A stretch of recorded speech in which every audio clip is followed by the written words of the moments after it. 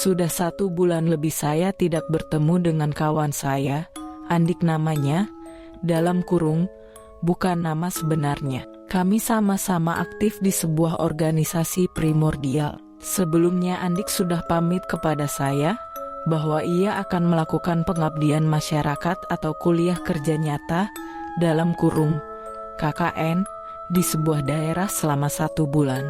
Organisasi primordial tempat saya berorganisasi mengadakan kegiatan perayaan Maulid Nabi di sekretariat pada malam hari. Banyak teman-teman saya yang juga datang, salah satunya Andi. Setelah kegiatan selesai, acara selanjutnya tentu saja makan-makan dan ngobrol ke sana kemari. Andik yang duduk jauh dari saya, lalu mendekat dan duduk di depan saya. Saya mendapatkan pengalaman horor selama KKN. Bisa banget nih ditulis, lebih seram dari KKN Desa Penari. Masih ada yang ngikut, ujarnya kepada saya. Saya hanya tersenyum kecut saja, sebab menulis hal-hal semacam itu membutuhkan energi yang besar. Maka dari itu saya masih menimbang-nimbang jika akan menulis kisah horor. Mendadak kepala saya terasa pusing, tengkuk terasa berat, mata terasa perih. Ingin sekali muntah rasanya. Daripada terjadi hal yang tidak diinginkan, saya pun pamit pulang ke kosan. Nanti saya kabari kamu lagi ya untuk mendapatkan cerita detailnya, ujar saya kepada Andik.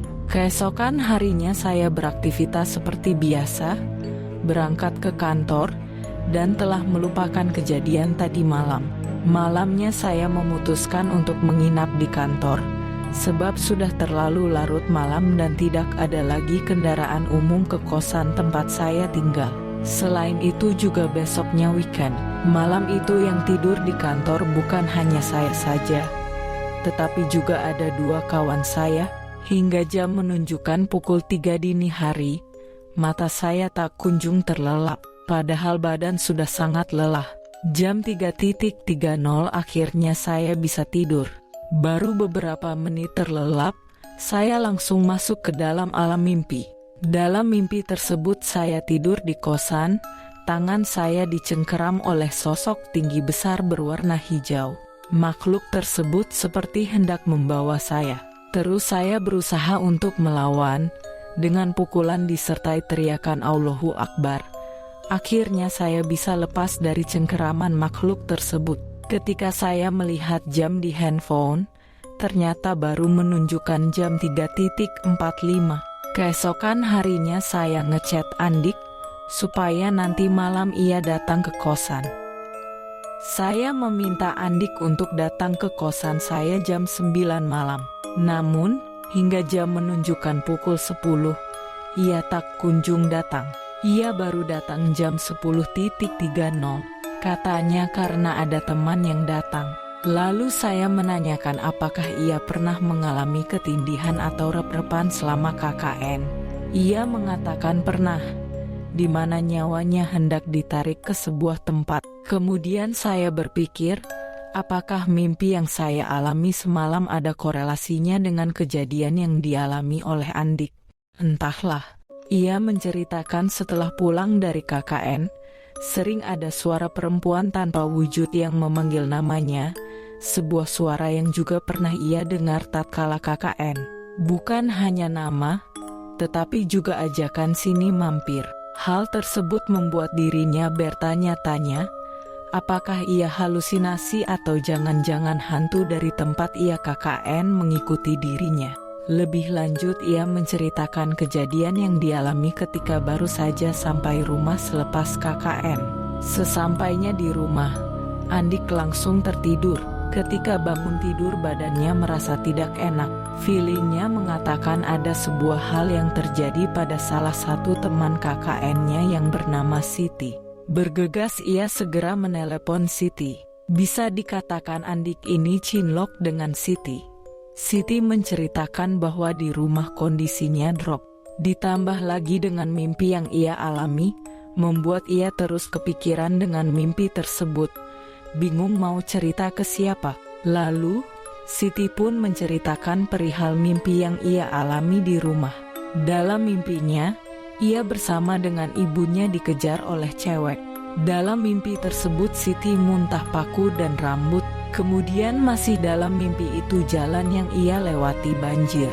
Setelah menceritakan mimpi tersebut kepada dirinya, Andik mengatakan kondisi Siti sudah membaik. Ia tidak merasa ketakutan lagi. Siti juga menceritakan kepada Andik perihal perkataan dari kerabatnya yang memiliki kemampuan spesial, bahwa jika tidak ada Andik sebuah hal yang parah bisa saja menimpa kelompok KKN. KKN yang dilakukan oleh Andik tidak hanya berasal dari satu kampus, tetapi beragam kampus. Awalnya tidak ada hal-hal aneh yang terjadi. Seperti halnya KKN pada umumnya, perkenalan teman satu kelompok, berangkat ke lokasi KKN, mendapatkan sambutan dari kepala desa. Salah satu program yang dilakukan oleh Andik adalah dakwah. Langkah pertama sebagai ketua kelompok adalah menemui tokoh setempat yang mengampu pengajian. Ditemuilah tokoh tersebut di rumahnya guna menyampaikan konsep kajian. Namun, tokoh secara tidak langsung menolak kajian tersebut. Kalaupun kami tidak boleh mengisi pengajian, izinkan kami untuk ikut. Demikianlah ujar Andik. Keesokan harinya tokoh tersebut mengutus salah satu muridnya untuk menemui Andik. Murid tersebut menyampaikan bahwa selama ada mahasiswa KKN, pengajian akan diliburkan. Hal tersebut tentu saja membuat Andik terheran-heran. Kesurupan setiap malam. Andik menceritakan bahwa setiap malam, salah satu anggota kelompoknya, perempuan bernama Deta, dalam kurung, bukan nama sebenarnya, selalu mengalami kesurupan. Andik tidak mau berspekulasi, tetapi Deta mulai kesurupan sejak ia menemui tokoh tersebut. Beberapa hari sebelum kepulangan barulah Deta tidak kesurupan lagi. Pas malam pertama kesurupan, yang merasuk mengaku dari hutan samping belakang posko. Setiap kali Deta kesurupan, Andik yang menyadarkannya dengan membaca doa, dibantu anggota kelompok lain. Saya ini dari hutan samping belakang. Saya ini tidak suka kedatangan kalian, karena mengganggu, berisik. Jangan berisik ketika malam, ujar sosok yang merasuki Deta. Keesokan harinya setelah dari pantai, Dita keluar dari posko berlari seorang diri, lalu dikejar. Begitu dibawa masuk, ia langsung kesurupan. Kalian ini lemah, kalian gak akan kuat. Demikianlah yang diucapkanlah oleh sosok yang merasuki Dita. Malam harinya Dita kembali kesurupan. Kali ini ancaman yang diucapkan lebih jelas lagi, bahwasannya ia benci sama Andik, sebab ia kuat. Kedatangan dia mengganggu dukun. Andik pun semakin bingung apa yang sebenarnya terjadi. Ia pun meminta teman-temannya untuk tidak menceritakan hal ini kepada siapapun, karena bisa ruwet. Lalu, keesokan harinya sebagai ketua kelompok, Andik dipanggil oleh kepala desa. Kepala desa mengatakan dirinya mendapatkan laporan dari lembaga yang menaungi KKN perihal teror yang dialami oleh kelompok KKN di desanya. Katanya ada masyarakat yang gak suka dengan kalian, tanya kepala desa. Andik pun menjawab bahwa tidak ada kejadian apa-apa. Ia menjelaskan bahwa mungkin ada kesalahpahaman dan ia akan menanyakan kepada anggotanya. Sepulang dari balai desa, Andik menanyakan apakah ada yang melapor. Ternyata salah satu anggotanya memang melaporkan kejadian yang dialami oleh kelompok KKN. Malam harinya Deta kembali kesurupan. Kali ini disertai dengan amukan. Tuan saya ini benci sama kamu, lebih baik kamu pulang sekarang, atau nggak bisa pulang, ancamnya. Setan yang merasuki Deta mengungkapkan bahwa ada sosok bersorban putih yang selalu melindungi Andik dari gangguan-gangguan setan di sekitar. Malam berikutnya Deta juga kembali kesurupan. Kali ini badannya kaku. Setelah dibacakan doa, sembuh, lalu kesurupan lagi. Disitulah Andik baru tahu ternyata Deta memiliki kemampuan spesial, yaitu menjadi mediumitator. Pada keesokan harinya hingga menjelang malam, Deta hilang. Warga dan anggota kelompok KKN dikerahkan untuk mencarinya. Segala tempat telah ditelusuri, namun ia tidak ditemukan. Tetapi ada satu tempat yang belum dicek, yaitu hutan samping belakang posko. Maka dua orang anggota KKN yaitu Akal dan Akil ditemani seorang warga setempat masuk ke dalam hutan tersebut. Masuklah mereka ke dalam hutan tersebut. Dengan mata langsung tepat di hadapan mereka, mereka melihat Deta langsung lompat ke jurang yang tidak terlalu dalam. Dibawalah Deta naik. Untungnya tidak terjadi apa-apa, hanya lecet-lecet dan keseleo. Dibawalah Deta kembali ke posko. Kemudian Andik mengobrol dengan beberapa warga. Para warga mengatakan ada satu pantai terlarang yang sudah dikunjungi oleh beberapa anggota KKN. Pantai tersebut boleh dikunjungi tetapi harus didampingi oleh warga lokal. Bergegas Andik kembali ke posko dengan maksud menanyakan siapa yang telah mengunjungi pantai tersebut. Sebelum Andik menyampaikan maksudnya, Deta langsung kesurupan dan ia memperkenalkan diri sebagai penjaga gerbang pantai. Ia merasa terganggu dengan kedatangan 3 orang ke wilayahnya. Ia mengancam akan membuat 3 orang tersebut tidak tenang hidupnya. Janganlah ketiga orang tersebut tidak tahu jika itu pantai terlarang, ujar Andik. Lalu Andik menanyakan apa yang harus dilakukan. Makhluk penjaga pantai itu menjawab bahwa ketiga orang tersebut harus meminta maaf. Lalu Andik menanyakan kepada anggotanya siapa yang mengunjungi pantai tersebut. Akhirnya mengakulah 3 orang mahasiswi.